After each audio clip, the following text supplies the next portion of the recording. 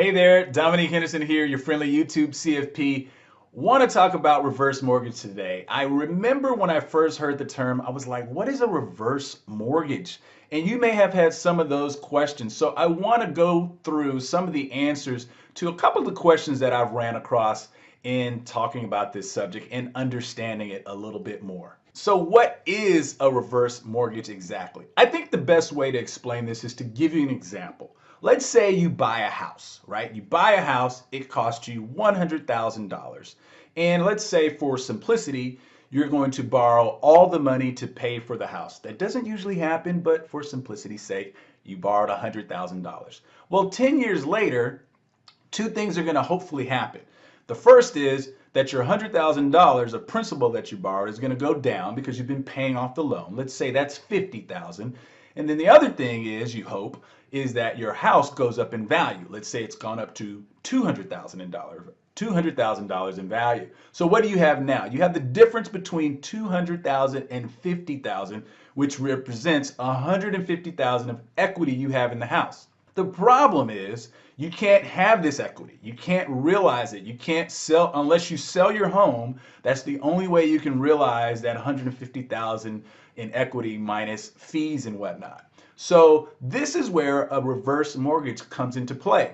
If you're over 62 years old, you don't have to have any income verification. All you need to do is have that 150,000 of equity, and you can access the equity in your home through a reverse mortgage. Now, exactly how does that happen? Well, you can get the whole $150,000, or you can get some payments of the $150,000 over time, or you can just have a line of credit that you have access to. It's a lot of different options here. We're not going to go into all of those. So you may ask, well, Dominic, how is that different than just getting a home equity line of credit or a home equity loan? Well, the first thing is you don't have to have good credit in order to get a reverse mortgage. It's not dependent upon your credit or whether you have a job. It's just dependent upon, do you have more than 50% of equity in your home? Now, there's going to be different rules by each state, but generally speaking, those are the requirements. And you have to be living in that home as your primary residence.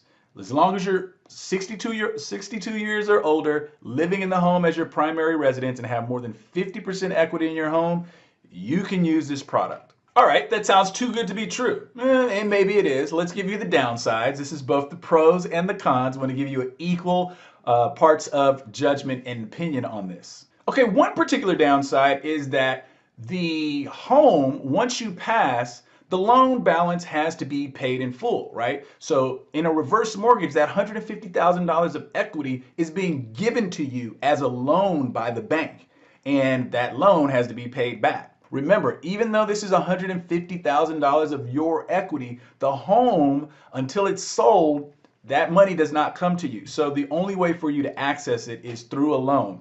So the other part is that if you pass away and this loan becomes due, let's say that for whatever reason, while you're getting these payments, or when you got the lump sum years ago, that the home went down in value. So you're faced with this dilemma of the loan balance possibly being higher than the value of the home, in which case it means you would have to write a check just to sell your own home.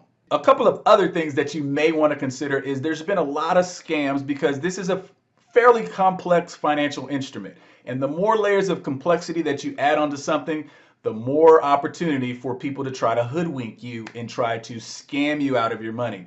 The other thing you want to consider is that these are not the cheapest products. They can be anywhere from 2.5%, or 3% annually that you're having to pay in order to access these funds. And then just more practically, what happens if you get that $150,000 at age 62 and then you live to age 95? How do you know that that's going to be enough of money for you and what you need?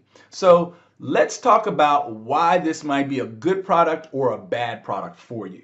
Well, I think this could be a pretty good product for you if, let's say that a lot of your net worth, the majority of your net worth is tied up in your home, and you really just want to live there. You don't want to go anywhere else. Maybe it's going to be the home that you pass away in and that you live the rest of your days, but a lot of your net worth is tied there and you're a little cash tight. This could be a perfect product for you, a perfect solution for you to fix the cash flow problem. On the other hand, that if you feel that you may end up going to a different facility to live out your days, or you want to pass on your home to your heirs, that this is probably not the best product for you. You just want to think down the road about how the value of your home may change and all these different things. I don't know that it's the best solution if you want to pass your home down to your heirs. The other thing you just want to think about is just the logistics and the math of this. Whereas in a traditional mortgage, you have an asset like your home,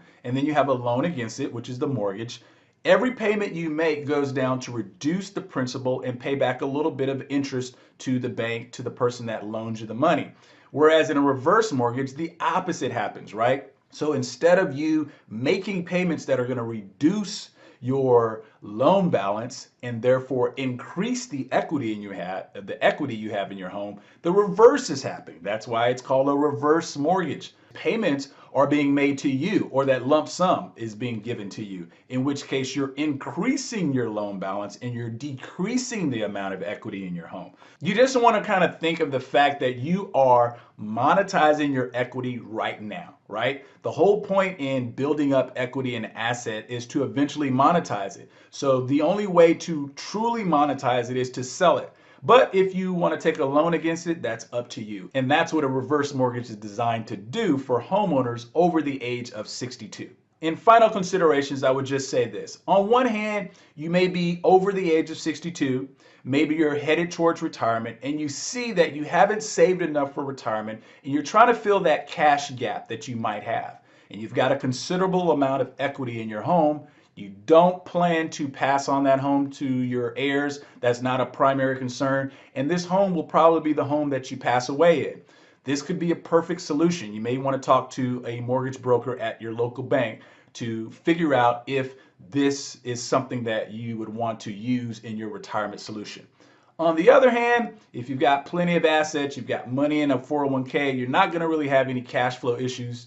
You would rather keep the home in the family. This is probably not the product for you. You really don't need it. I would say this is usually for people that need to spend down their assets all the way down and don't really consider or won't be considering leaving behind an inheritance for their heirs. Okay, that wraps up this episode of Office Hours and Reverse Mortgages. Look, if you have additional questions, leave them down below in the comments section. I would love to answer anything that I can. Also, consider subscribing to the channel. Give us a thumbs up if you liked it. We'll see you back next time. Bye-bye.